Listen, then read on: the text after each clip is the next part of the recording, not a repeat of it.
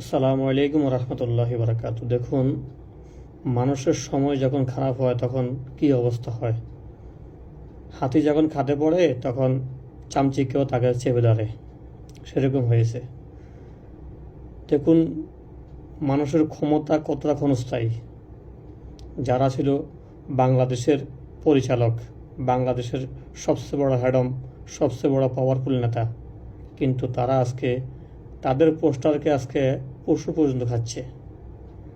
এই হলো ক্ষমতা। এই জন্য কেউ ক্ষমতার দাম্ভিকতা, ক্ষমতার বড়াই দেখাবেন না। আল্লাহ ধরেন তো ছাড়েন না। অবশ্যই আল্লাহর বিচার অতি সূক্ষ্ম।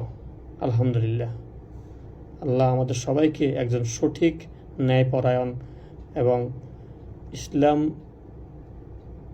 মতো চলনেওয়ালা একজন শাসক দাও। আমিন।